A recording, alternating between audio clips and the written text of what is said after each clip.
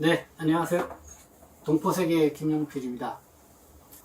새해 들어서 이 첫 주가 시작되는 첫 번째 월요일인데요. 오늘은 이 새해에 이 달라지는 제도와 관련돼서 여러분들에게 말씀을 드리고자 합니다. 이게 제도와 법이 달라지는 것이 많기 때문에요. 한꺼번에 안내는 못 드리고요. 분야별로 좀 나눠서 여러분들에게 말씀을 드릴까 합니다. 그래서 오늘은 이 노동, 근로 관련 이 법과 제도에 대해서 안내를 해드리도록 하겠습니다. 먼저 이 최저임금이 전년 대비 1.5% 아주 소폭 인상이 됐는데요. 시간당 한 8,720원입니다.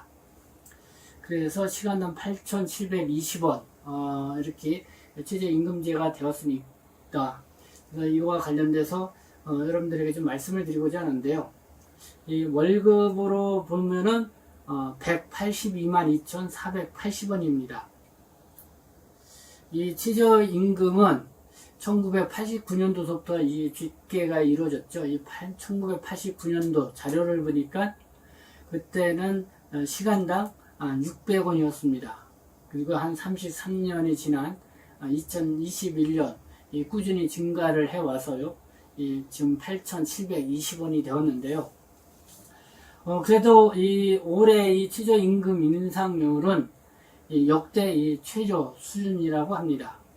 아무래도 이 코로나19의 영향을 받아서 아마 이 고용주들, 자영업자들의 어떤 고충들이 또 최저임금이 인상이 되면은 아무래도 더 늘어나겠죠. 그래서 그런 거를 감안을 해서 아마 최저임금을 아주 소폭 인상을 하는 그런 수준을 보인 것 같습니다.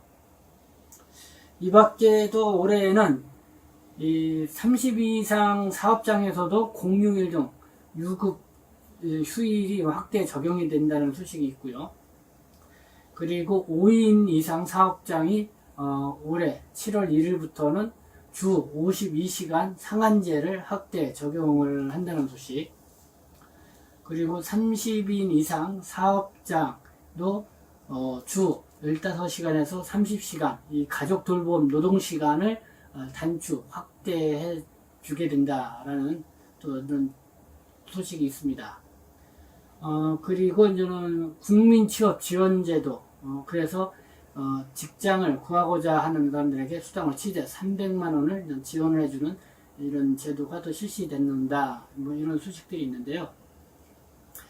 새해 달라지는 이 노동근로법과 제도에 대해서 여러분들에게 좀 더 소개를 해드리고자 합니다. 그래서 최저임금제도 여러분들이 좀 관심이 클 그런 내용이어서 요거는 제가 좀 더 집중적으로 여러분들에게 말씀을 드리도록 하겠습니다. 네, 그에 앞서 저희 김용필의 동포세계 여러분들 구독 신청 아직 안 해주신 분들 구독 신청해 주시고요. 그 다음에 좋아요 또 응원 댓글로도 많은 부탁 말씀드리겠습니다. 네, 먼저 이 최저임금 제도입니다. 이 최저임금 제도가 무엇이냐?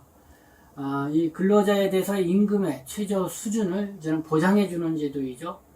그래서 이 근로자의 생활 안정과 또 노동력의 질적 향상을 기하기 위해서 이렇게 정해놓은 제도입니다. 그래서 상당히 이 강제성이 있다는 것을 여러분들 아셔야 될 것 같고요. 한국에서는 이 제도가 1988년부터 시행이 되었습니다. 그러면 이 최저임금 제도를 어기게 될 경우 어떻게 되냐? 이 최저임금액보다 낮은 금액을 지급을 할 경우에 3년 이하의 징역 또는 2천만 원 이하의 벌금이 부과가 되고요. 또 최저임금액을 비롯한 최저임금 내용을 알리지 아니할 경우 100만 원 이하의 과태료가 부과가 됩니다. 그래서 이 자영업 하시는 분들 또 이 아르바이트를 거나 어떤 이 사람을 고용해서 쓰시는 분들은 올해의 최저임금이 얼마다라는 것을 이제 알릴 그런 고시에 또 의무가 있다는 것도 알아두셔야 될 것 같습니다. 이 최저임금은 이 모든 사업장에 동일하게 적용이 됩니다. 이 근로기준법상의 근로자라고 하면은요, 이 고용 형태나 이 국적에 상관없이요 모두 적용이 됩니다. 다만 이 수습 기간이라는 게 있죠. 첫 그 직장을 갔을 경우 보통 한 3개월 정도를 잡는데요. 이렇게 좀 수습 기간 동안에는 최저임금의 한 10% 정도를 가면서 이렇게 적용을 할 수가 있습니다. 그러면 이 최저임금이 인상이 되면은 어떤 영향을 미칠 것인가? 일단은 최저임금을 받는 근로자가 한 전국적으로 한국에서는 한 230만 명 정도 된다. 이 한국노총에서 발표한 내용에 따르면 그런데요. 가장 직접적인 영향을 받는 사람들은 시간당 계약을 맺고 일하시는 분들, 아르바이트생이라든가 편의점 같은데요. 그 다음에 식당이라든가 이런 쪽에도 이렇게 파출부로 일하시는 분들이 있을 거고요.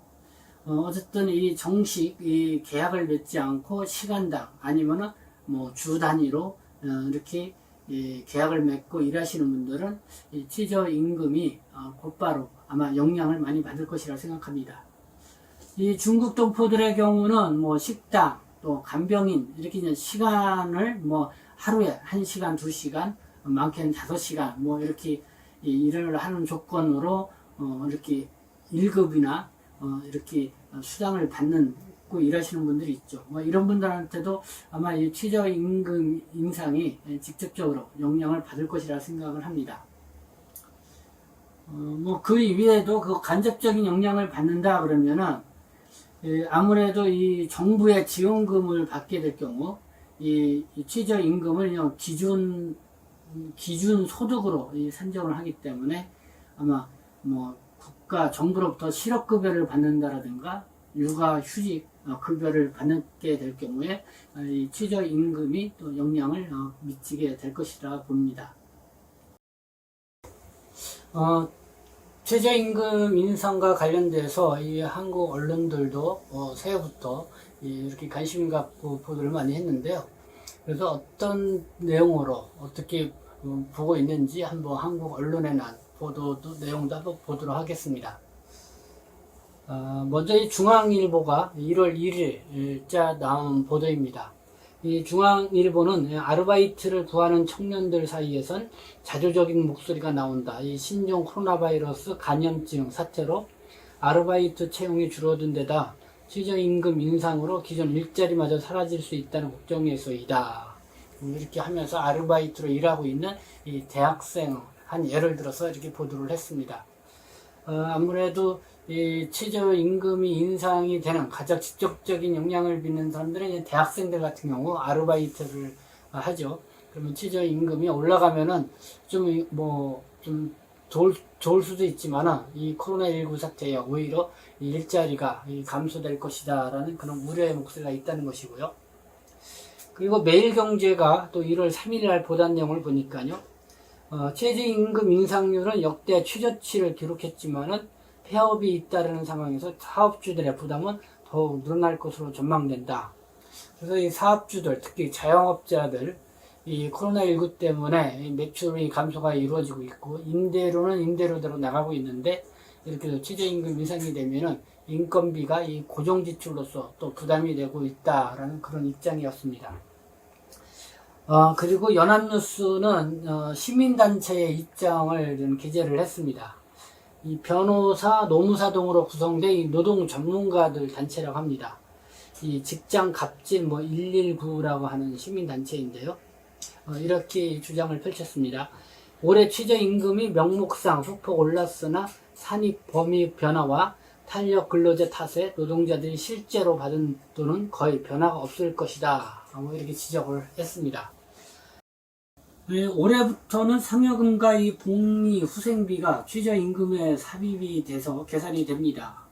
그래서 실제 급여는 이 동결되거나 삭감될 수 있다고 이 직장 갑질 119 이 시민단체가 지적을 하고 나온 것인데요. 이 매월 지급되는 상여금 중 최저 월급의 15% 그러니까 27만 2,810원을 초과하는 금액과 또 매월 지급되는 복리 후생비 중 최저 월급의 3% 54,562원을 초과하는 금액은 최저임금에 삽입돼서 계산이 된다는 것입니다. 이 상여금이라는 것은 우리가 보통 말하는 이제 보너스이죠. 그래서 월급 외에 뭐 성과금으로 지급을 한다라든가 아니면 명절을 맞이해서 특별히 주는 이런 보너스, 이런 상여금입니다. 그것이 그 최저 월급의 27만 8,810원을 초과하는 금액이 발생하거나, 또 복리후생비 최저 월급의 3%의 54,562원을 초과하는 이 금액에 대해서는 최저 임금에 삽입돼서 계산이 된다. 이렇게 여러분들 이해하시면 될 것 같습니다.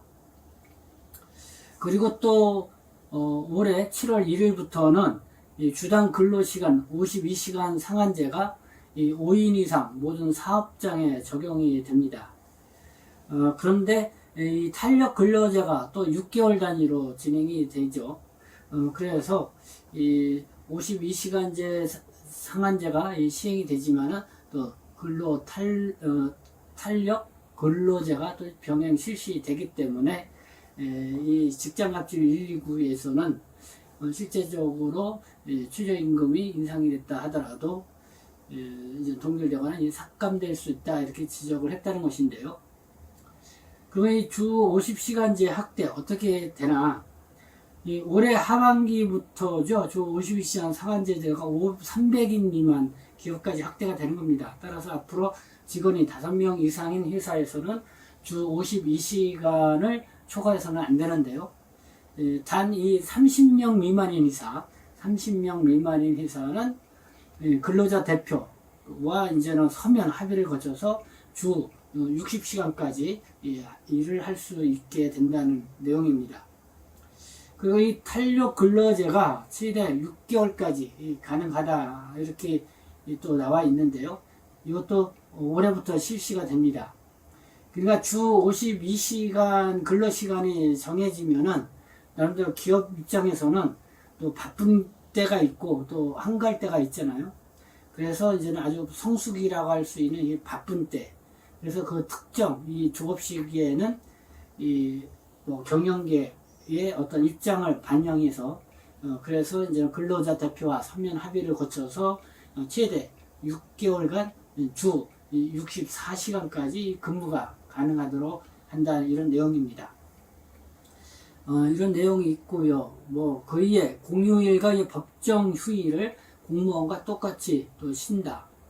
그러니까 직원 수가 이제 30인 이상인 회사의 경우 1일부터 공휴일과 법정 휴일에 대한 유급 휴일이 의무화된다는 것입니다. 그리고 5인 이상 30인 미만 소규모 사업장은 2022년부터 여전히 해당 법이 적용이 되고요. 그리고 이제 돌봄이 필요하면은 근로시간 단축을 이제 청구할 수 있다. 그래서 주 15시간에서 30시간 정도의 노동시간을 단축을 요청을 할 수가 있다.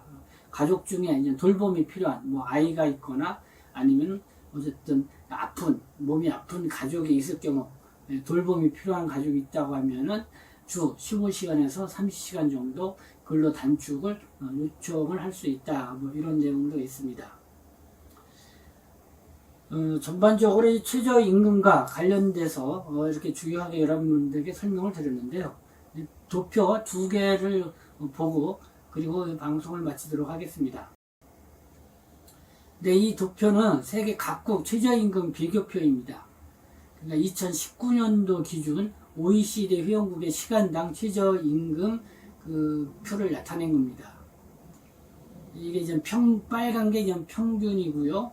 거기 이제 빨간 게 한국이 나와 있습니다. 평균에서 약간 높게 한국이 다음 단위로 나왔죠. 그래서 한 중간 정도 한국의 그 최저임금 수준은 중간 정도 차지한다, 이렇게 볼 수가 있습니다. 가장 많은 곳이 호주, 또 룩셈부르크, 프랑스, 네덜란드 순인데요. 근데 이렇게 최저임금이 높은 나라를 보면은 또 물가도 상대적으로 비쌉니다. 그래서 이 최저임금이 무조건 높다고 해서 좋은 것만은 아니고요. 어쨌든 그 나라의 물가 상황과 여러 가지를 따져봐서 적정하게 이 최저임금을 결정을 하는 것이 필요한 부분이 있다는 것이죠. 그러면 이 한국 이게 이 최저임금 인상 도표를 보면은요, 이게 이제 1988년부터 시행이 됐다고 하는데요. 그 당시에는 최저임금이 시간에 한 600원이었는데, 이 도표는 이제 2009년도, 그때 한 4,000원 정도 됐죠. 그러다가 해마다 쭉 계속 올랐습니다. 그래서 2018년도까지는 나름대로 이렇게 좀 아주 상승 곡선을 보였다가 2018년, 20년, 21년은 좀 완만하게 올라간 것을 볼 수가 있습니다. 네, 뭐 이렇게 한국의 이 최저임금, 이 어떻게 보면은 근로자로 일하시는 분들에 있어서는 가장 이 민감한 부분이고요. 그리고 꼭 알아두셔야 할 그런 부분이라 오늘 특별히 여러분들에게 소개를 해드렸습니다. 네, 지금까지 시청해 주셔서 감사합니다. 저는 동포세계신 대표 편집장 김용필이었습니다.